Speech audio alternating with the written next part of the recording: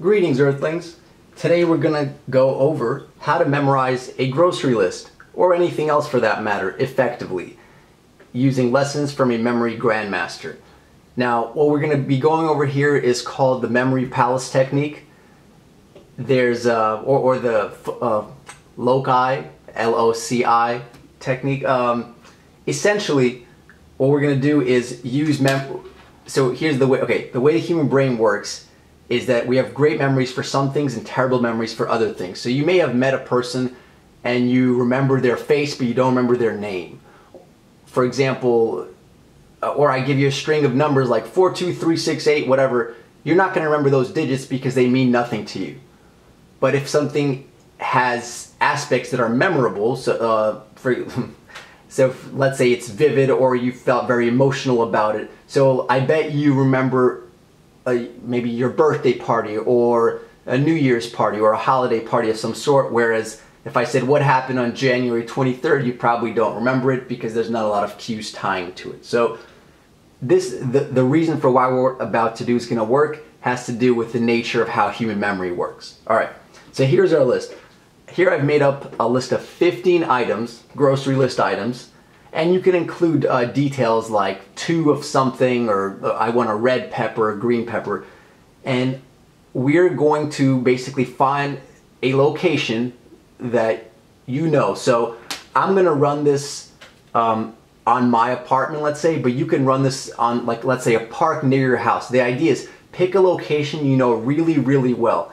This could be your house, your grandparents' house, your school, a park, your way to the store, a monument, whatever. So you don't want to use really my apartment because you don't know what my apartment looks like. So I'm only going to do that just to show you how I use this system. So you may want to either pause it as I'm doing it or watch it, watch it through once and then try to put these or even other items. So like make up your own list of 15 items and put it into let's say your own apartment or house. And I think you'll be shocked at how well it works. When I first did this, I was truly shocked. All right. So my job is I'm going to think of a memory palace, and in this case, like I said, my apartment, and I'm going to place these objects all around through it. Now, it's important that when you do this, you don't just put them randomly. You want to create a path. So not some sort of zigzagging weird path, but a straight path, or a path that you might actually take as you go through your park or apartment or location. So, and the other thing is, as we're doing these, the more ridiculous and silly you make them, the more memorable they're going to be. So don't just put like a regular object, make it ridiculous. So let's start. We have a whole chicken. So here's how I'm going to remember that. I'm going to pretend my entire door is a chicken. And to get into my apartment, the chicken's gonna have to, I'm gonna have to pry open the chicken's mouth and enter through my door. So my door is now the entire big mouth of a chicken. All right. So next, I come in and instead of right where my shoes are, I have 2 big oranges. So I don't know why, but somebody's been putting oranges. So there's like 2 big orange, look like shoes in the shape of oranges, like shoe-sized oranges. Now, why did I put them there? Because that's where I first look when I enter. So I have 2 oranges right where my shoes are. Then there's the coat rack. So I open the closet and I have 3 coat-sized cucumbers hanging from hangers. So I don't know why they're there, but they're like twirling cucumbers just in my closet. 3 of them. All right.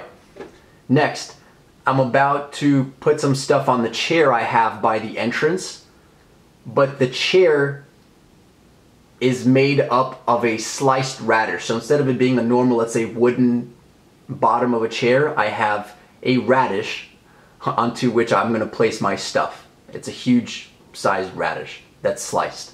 All right.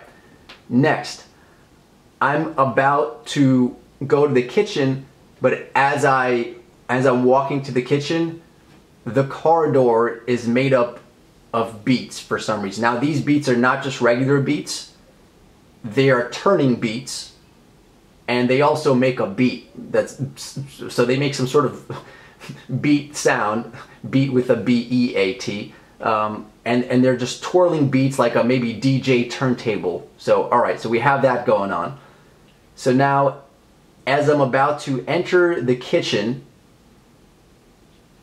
I notice there are scallions hanging in the doorway to the kitchen. So there's sort of like curtains that are made of scallions. So I have to kind of like move the scallions apart. They're long, like 6-7 foot long scallions draping, you know, across the door. So I have to move them apart to enter.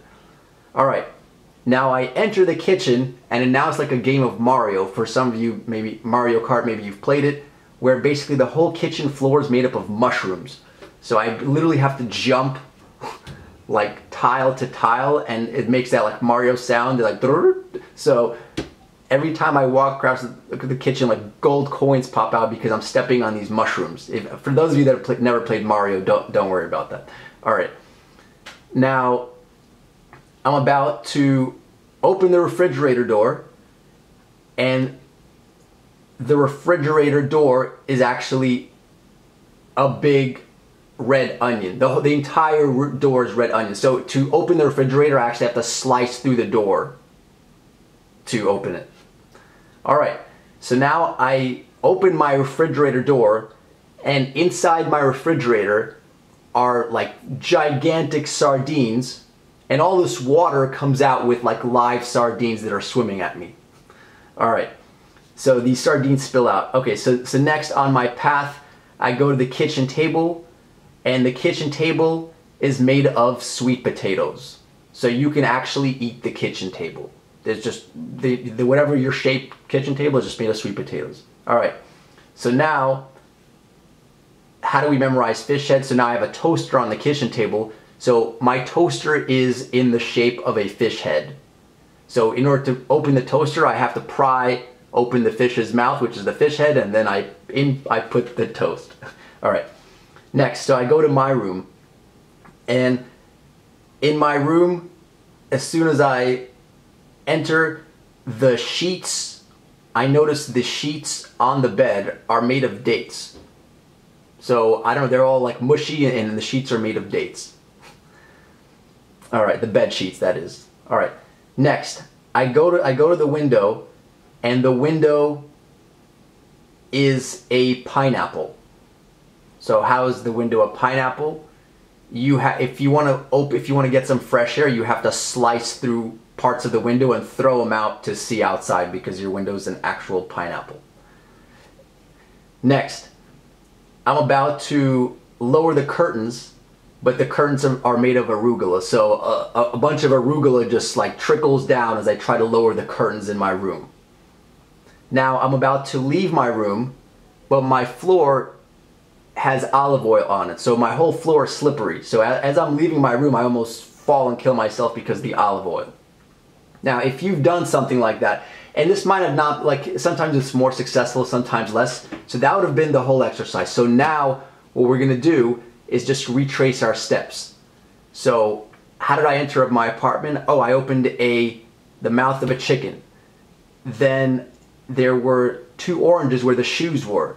Then where did I hang up my coat? Oh, there's these 3 cucumbers hanging in the closet. And then where did I put my stuff? Oh, there was a chair, which was a radish-shaped chair. And then I heard beats as I was walking to the kitchen, rotating beats. And then there was actually these drapes, curtains on the way to the kitchen. They were made of scallions. I had to part them. And then, oh, I actually made these like gold coin noises like from the game Mario, and there was mushrooms on the floor. And then when I wanted to open the fridge door, I had to slice through red onions. And then actually when I opened the kitchen door, water and sardines, live, huge, humongous sardines, like sort of like one of like Robin Williams movies, all that stuff, like Night at the Museum or something. That stuff just fell out of the refrigerator. Now I go to the kitchen table, and I can eat the table because it's made of sweet potatoes. So I want to toast some food, and I have to pry open a fish head to toast the food. So then I go into my room, and the bed sheets are made of dates. I want to look through the window, and I have to slice through a pineapple. Now I want to close the curtain so there's some arugula that starts sprinkling down, and then I almost kill myself and slip on olive oil as I try to exit the room. So that would just be like in the ballpark of what you might want to do. So pick your own like apartment or a place you know, pick another set of items and try that exercise. And then just, so I'm obviously looking at the items here, and just then recount your path through your apartment, and you should be able to list off all the items you've just encoded into that palace. Now here's the cool thing. You can also do this backwards. So in fact, we can do it not just backwards, but really in any order. We can start in the middle, anywhere. Why can we do that? Because we know the whole layout of the room, and since we have a very well-defined path, it doesn't like zigzag too much and cross itself, we really have a lot of control in knowing this list. So you could say, hey, what was that item that was right after the red onions? Oh, that was out when I was opening the fridge. That must have been the sardines. So that's a cool thing. All right. Now the other thing is, you might be shocked, but you might think, okay, maybe this will help me remember it for like a few minutes. No, in fact, if you do this exercise like a week later, I've tested this with students, a week later you'll still remember the list, which is really crazy. All right, now this works not only for like 10 or 15 items, this works for hundreds of items. So the catch there is you may need a bigger memory palace because you don't want things to get too crammed, or you may like literally you may not see where you put them in that room if you're trying to visualize that in your head. So for like 100 items, maybe you want your like walk through a park or something like that, or a walk through a museum. Maybe that would be a better choice. All right. And yeah, without a serious drop in performance, you can do a lot more items. So that's the cool thing about this. Usually, if your method is not really good, like let's say rote memorization versus mnemonics. So mnemonics just means the aid of memory techniques. So memory enhancing techniques. So rote memorization means repetition. So the more digits you add to this list, the more your performance will decline. So for example, everybody can remember one digit, 4, right? Or most people. Like if I give you like 428, most people can do that. So the average human memory span, I think, is around 5 to 7, possibly 7 digits. So, but once you get to a number like this, even if you stared at it for a minute and just kept repeating it, if I gave you like 100 digits, you would, using just basic memory repetition, you wouldn't be able to do that anymore. All right, so that's a little bit of like extra background. Now, here's I think where if you're gonna be really hardcore about this stuff and not just use it like once, but you wanna use this a lot, I think the catch is gonna be here with forgetting and reusing a memory palace. So I'm not an expert at this stuff, but I think this is the tricky part. So in short, I'm gonna recommend that you guys experiment, but here's what I'm getting at. Remember how I said a week later you'll still have the items stashed where you put them visually? Well, what if you want to reuse your apartment or some other place for another list? Well, now your two lists are going to begin to clash, or they may begin to clash. So a few tips, I'll post some links so you guys can look for yourselves, but there's many suggestions. So for example, over time, yes, the list will begin to fade. So that's one technique. You just wait long enough and then you could reuse it. But I don't really like that idea. Like what if you want to reuse it in 2 or 3 days? So you could also actively try visually scrubbing. So like put yourself into that situation and imagine the object not there. So that would be scrubbing. You could try some like more exotic things, like actually blowing up things. So you could go into, in my example, let's say I visually go into my apartment and I sort of either blow up the spot where the object or the spot or the whole apartment. So just do some sort of crazy visual exercise that may refresh or basically put my memory palace into its original state. So that's one thing. I could try reusing it for something less memorable. So like stash something really boring like a digit or like just a piece of gray cloth or maybe. And that can also interfere and weaken the original memory. So there's lots of suggestions, but at the end of the day, I think you guys should just experiment and try and see what works. And in general, like you probably can think of at least 3 or 4 spots off the top of your head that you already know very well. So this is not even an issue unless you do this very frequently, unless you want to like train for a memory contest. All right. Next, I'm gonna just touch upon really briefly, like if you are interested into this memory stuff and want to explore further, there's something called the PAO technique. So this is the person, action, object. So in this example, we had all these digits and they're really boring and hard to remember. What people do is you could break them up into chunks of, let's say, 2 or 3. So let's say it would be 428, 35, 35, whatever my handwriting says, 9, and then 263.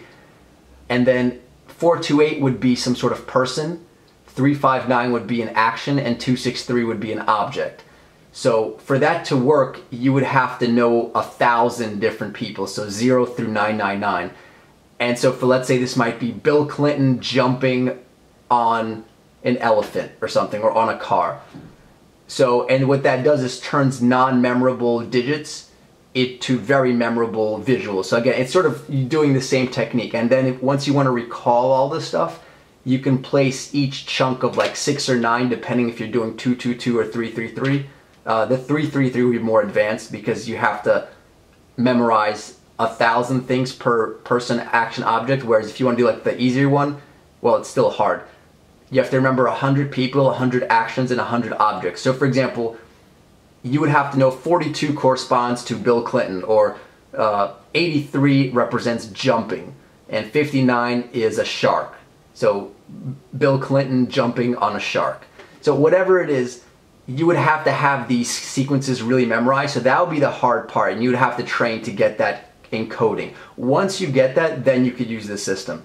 And then you could combine the PAO system with the memory palace. So you would stash all these very weird things that you're gonna come up with into your memory palace. So now, like let's say I were walking through my apartment, I would stash that Bill Clinton jumping on a shark in front of my door, and then I would do something else in the kitchen. So then that's how these people remember like hundreds and thousands of digits of pi.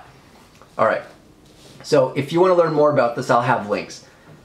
So one application, if you guys have been following the ELA, the English Language Arts series in full, I don't really, as hopefully you guys can sort of tell, I don't really care. I mean, this is sort of a fun little party trick to memorize this list, but I don't really care for this, you know, in your daily life. So for a lot of the students out there, the idea is to help you remember and learn vocabulary. And you don't even have to do this. Hopefully you've seen, if you've tried this for yourself, you've seen why this is so effective, because there's just so much visual, there's so many sensory, emotional, like basically the more of this stuff, stimuli you can involve, the better you're gonna learn it. So even if you're doing a fraction of that in your learning of vocabulary, so like if there's a new word like meticulous, you're not just saying, oh, meticulous means hardworking, meticulous means hardworking. You're doing some sort of fanciful procedure with that, and if for that, see the number 5 video in this series. All right. Finally, recommended reading, like a layman's introduction to a lot of the memory stuff, if you want to get a little deeper into it, is Moonwalking with Einstein by Joshua Foer, where he basically interviews and studies with memory grandmaster Ed Cooke, who's an acquaintance of mine, and I've had the pleasure of talking and meeting with him, and I learned a lot from him. So definitely, I'd encourage you guys to check that out if you want to learn this further. If not, just try this out and let me know in the comments, you know, how well it works for you guys. Any thoughts you have, I'd really love to see what you guys come up with, especially if it's some funny images or something. All right, I'll see you guys in the next video.